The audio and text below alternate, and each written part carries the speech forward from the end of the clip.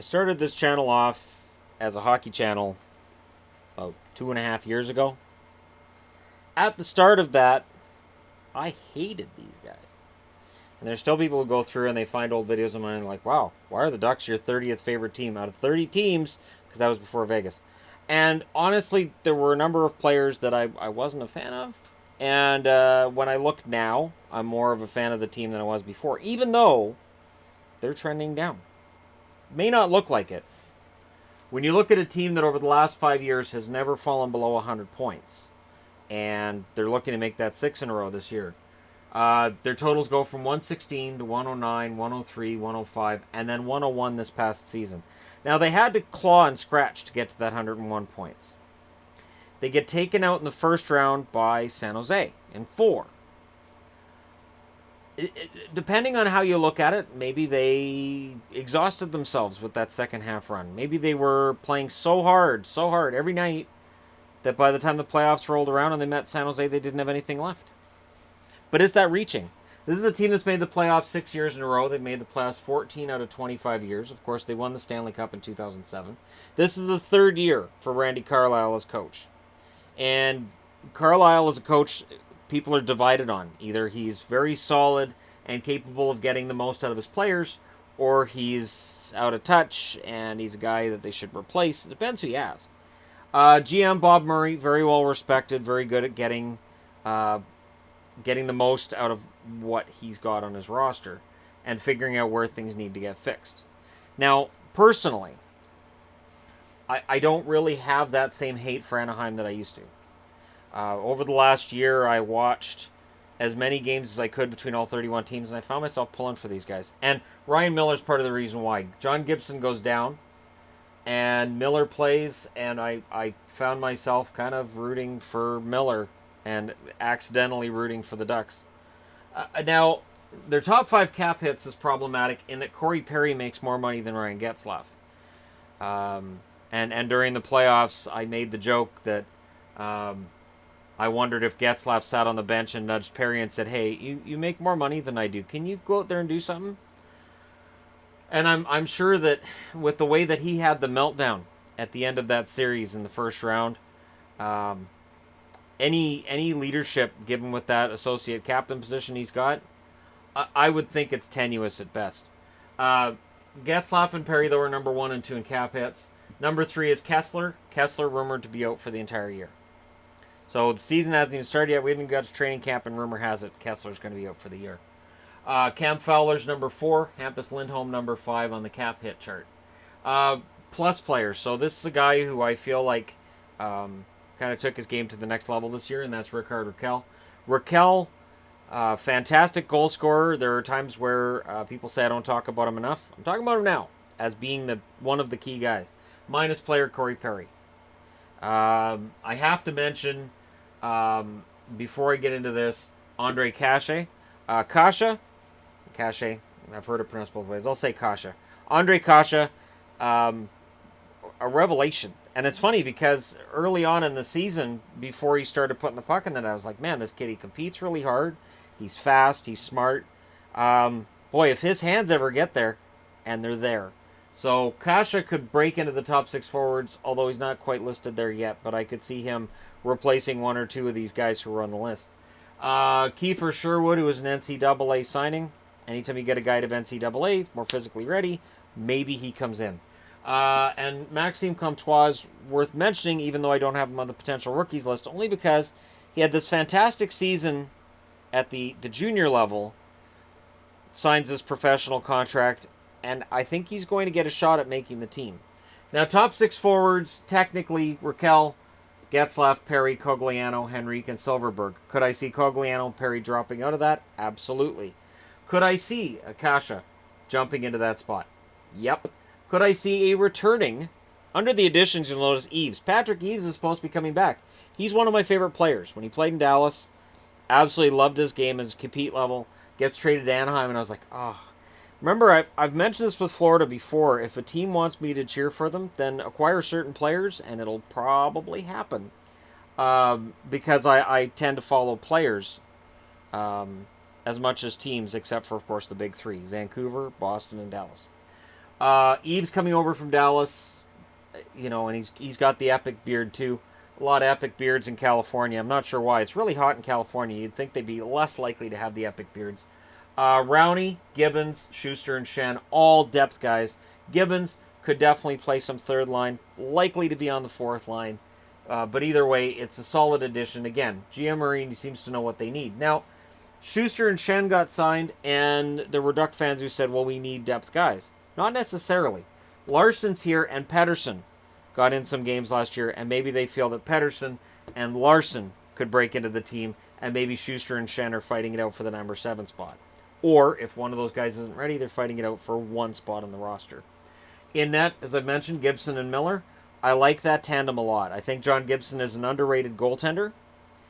Because he plays on the West Coast, I think that he gets, I'm not going to say ignored, but definitely passed over when people talk about who the great goaltenders are or aren't. MVP, I still think Ryan Getzlaf's their MVP. And there's a simple reason why. I mentioned they struggled in the first half of the season. A lot of that time, they didn't have Ryan Getzlaf in the lineup. When Getzlaf came back, the whole situation changed. Now, the fact that Getzlaf is on the back nine of his career has me wondering. Because behind him on the depth chart down the middle, you got Henrique, and then Kosilla shows up in there, and there seems to be some weakness down the middle with the Ducks. And yeah, I'm not completely sold on their center depth in Anaheim. And if Getzlaf has any kind of an injury concern that takes place this year, and again, with the amount of miles he's got on him, he's just getting to that point in his career where injuries will be likely more frequent than they used to be, and could be tougher to recover from. That could play a big role. Now, their last 5 years in the playoffs, of course, this year they got swept in the first round. 2017, they made it to the conference final. 2016, they lost in round 1. Both of these losses to Nashville. They don't match up well with Nashville.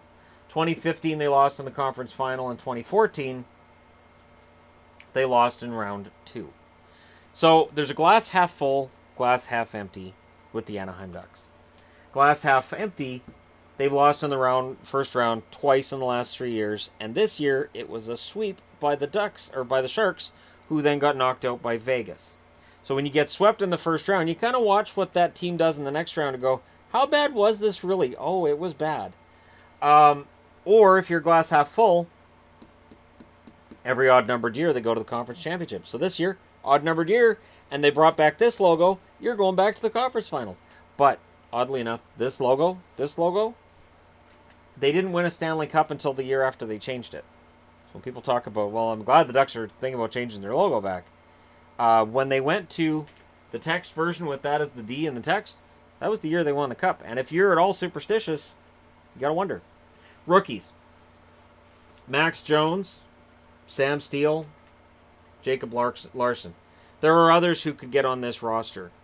But Larson projects as being a solid top 4 defenseman on a team whose top 4 is Fowler, Lindholm, Manson, and Montour. That's a fantastic top 4. That is one of the better top 4s in the West. But again, it's the forward group that makes me a little bit nervous with Anaheim. And if Jones and Steele, or Stones and Geel, I guess. If Jones and Steele are ready and capable of jumping in and playing some big minutes, then Anaheim could absolutely get their 6th straight 100-point season. Now, how did the channel vote? Well, out of 2,956 votes, that's a healthy total, isn't it? First place, 5.5% of the vote had them in first. 9.4% of the channel said second. 15.8% of the channel said third. 22% of the channel said fourth. 20.4% of the channel said fifth. 16% of the channel said sixth. 9.2% of the channel said seventh. 1.4% of the channel said 8th position. We always want to see like a clear-cut image of where do people think that's going to go. Well, this is clearly, there's no clearly here. 3rd through 6th. Because 15.8% say 3rd, 16% say 6th. So if you're doing the math at home, that's 37.8% of the channel say they'll finish 3rd or 4th. 36.4% of the channel say 5th or 6th. That's close. That's as close as it gets.